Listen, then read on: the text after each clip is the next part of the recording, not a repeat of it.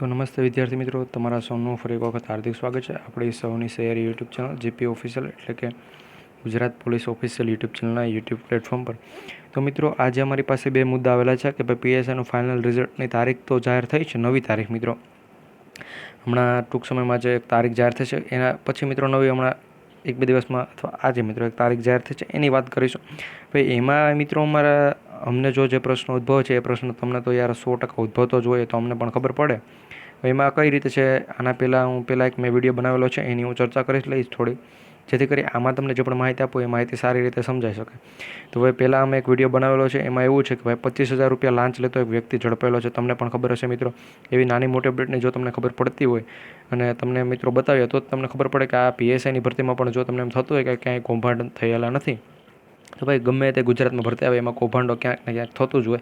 તો આમાં પણ 25,000ની લાંચ જેવો કૌભાંડ આવતો હોય તમને ખબર છે મિત્રો, એ પણ મેં તમને લાઈવ બધું બતાવેલું છે. તો હવે એના પછી આ જે ભરતી છે એમાં મિત્રો મેં તમને કીધું હતું ભાઈ પીએસઆઈનો જો પેપર 2 છે, પીએસઆઈનું જે પણ આપણું પેપર 2 છે એનું રિઝલ્ટ આવશે તો એમાં વાંધા અરજીઓ, તો આમાં જે પણ તારીખ આવેલી છે એના પછી એક ટ્વીટ સામે આવેલી છે. તો એ ટ્વીટમાં એમ લખેલું છે કે વાંધા અરજી મંગાવે કે ના મંગાવે એની પાછળ એને ક્વેશ્ચન માર્ક્સ કરેલો છે કે ક્વેશ્ચન માર્ક્સના આધારે આપણે એમ જાણી શકીએ ભાઈ ના પણ મંગાવે, જો ના મંગાવે તો આપણે આનો વિરોધ પણ ઉપાડવો પડે. હવે વિરોધ તમે કહેશો ભાઈ વિરોધ શા માટે ઉપાડવો, આપણું સિલેક્શન થાય, એટલે તમારું સિલેક્શન નહીં થાય કારણ કે તમે જો વાંધા અરજી મંગાવવામાં નહીં આવે તો તમને 10 માર્ક્સ પણ આલો કાપી નાખે અને તમને 10 માર્ક્સ ઓછા આપેલા છે અને તમે સારી રીતે બધું લખેલું છે તો પણ તમને 10 માર્ક્સ ઓછા છે અને તમારી જગ્યાએ બીજો કોઈ ઉમેદવાર છે તમારી જેવો કે જેને કંઈ નહોતું આવડતું, એનું પેપર 1 છે એમાં પાસ કરી દીધો અને પેપર 2માં તો પછી મેં તમને આગળ લકી ડ્રોનું તમે જાડેજા સાહેબનું નિવેદન પણ સાંભળ્યું છે આપણી ચેનલ પરથી કે જાડેજા સાહેબે પણ કીધું છે કે 472 જગ્યા છે તો એમાં જે પણ ભાગ્ય ચડેલા હશે લકી ડ્રોમાં જેનું નામ આવશે એ બધાનું સિલેક્શન થઈ જશે. તો એવી રીતે તમારા 10 માર્ક્સ માઇનસ કરે, તમે હોશિયાર છો છતાં. અને બીજો કોઈ ઉમેદવાર એવો છે કે જેને કંઈ નથી આવડતું, પેપર 2માં એને કંઈ સારી રીતે લખ્યું નથી, એને લાગવકના કારણે 10 માર્ક્સ વધારી દે, તો જેને નથી આવડતું એ આરામથી પીએસઆઈ બની શકે અને તમને બધું આવડે છે, તમે 2-3 વર્ષથી મહેનત કરો છો પીએસઆઈ બનવા માટે, તો તમારું સિલેક્શન નથી થઈ શકતું. ફાઇનલ રિઝલ્ટની પણ વાત કરીશું એટલે કોઈ એમ ના વિચારો કે આમાં કંઈ નથી માહિતી, સંપૂર્ણ માહિતી પ્રોવાઈડ કરીશ. બસ આ તો તમને એટલું જણાવવાનું હતું કે જો તમારે છેલ્લે વાંધા અરજી પીએસઆઈનું પેપર 2નું રિઝલ્ટ ના આવે તો આપણે કંઈક કરવું પડશે જેથી કરી તમારી વાંધા અરજીઓ સ્વીકારવામાં આવે તો જ મિત્રો તમને સારો એવો ન્યાય મળે. બાકી તો તમને ઓછા માર્ક્સ આપે તો વાંધા અરજી જો કોઈ ના લે તો પછી તમારે તો ગમે એટલા માર્ક્સ આવે તમારે સ્વીકારી લેવા પડે. અને જે પણ પીએસઆઈનું પેપર 2 છે એમાં તમારે વાંધા અરજી નહીં લેવાય, એનું કારણ છે કે ફાઇનલ રિઝલ્ટની તારીખ આપી દીધી છે કે પીએસઆઈનું પેપર 2માં જેટલા પણ માર્ક્સ આવશે એ અને પીએસઆઈના પેપર 1માં જેટલા પણ માર્ક્સ આવે એ બંનેના માર્ક્સ કરીને ફાઇનલ જેટલા પણ માર્ક્સ થાય છે એ છેલ્લે તમને બતાવવામાં આવશે. તો એ પ્રમાણે અપડેટ છે. તો આપણે પહેલાં માર્ક્સ જોઈએ, એના પછી થોડીક વાતની ચર્ચા કરીશું. અને મિત્રો કૌભાંડ થયેલું છે એના ઉપર પણ આપણે જીપી ઓફિશિયલ એટલે કે Gujarat police official YouTube channel દ્વારા સંપૂર્ણ માહિતી તમને પ્રોવાઈડ કરેલી છે. તો આવી જ નાના મોટી અપડેટ માટે આપણી ચેનલને સબસ્ક્રાઈબ કરવાનું ભૂલાય નહીં, જેથી કરી આવી નાના મોટી અપડેટ તમે જોવાનું ચૂકી ના જાઓ. તો હવે સમયને બગડતા આગળ વધીએ.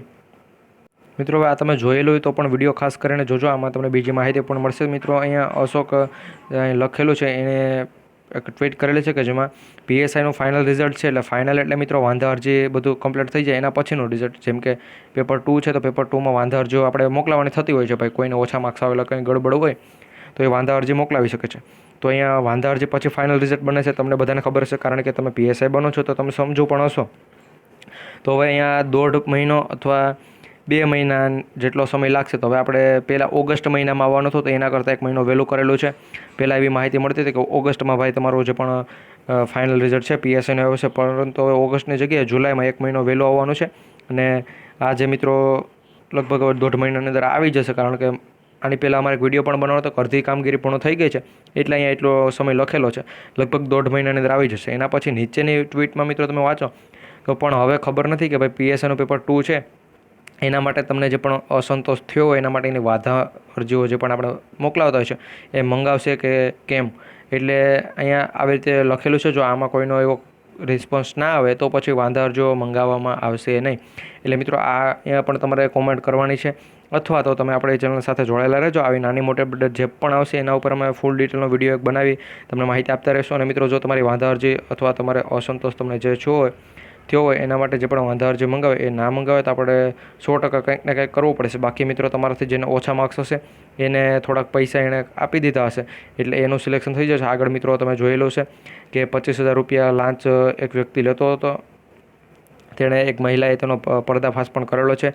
એને ફૂલ ડિટેલનો વિડીયો પણ આપણી ચેનલ પર મૂકેલો છે. એ તમારે જોવો હોય તો એની લિંક આપણે કોમેન્ટમાં પિન કરી આપીશું, ત્યાંથી જોઈ લેજો. અને જો મિત્રો હજુ સુધી તમે આપણી ચેનલ સબસ્ક્રાઈબ નથી કરી તો ગુજરાત પોલીસની આવનારી તમામ સરકારી ભરતી, આવનારી તમામ ગુજરાત પોલીસની ભરતી અને આ જે ચાલુ ભરતી છે એની તમામ અપડેટ માટે આપણી ચેનલ સાથે જોડાયેલા રહેજો. જો વિડીયો પસંદ આવ્યો તો એક લાઇક કરજો, ચેનલ પર નવા હોય તો સબસ્ક્રાઈબ કરજો. અને મેં કીધું એ પ્રમાણે જો તમને અસંતોષ થયો હોય તો વાંધા અરજી મંગાવવી પડે.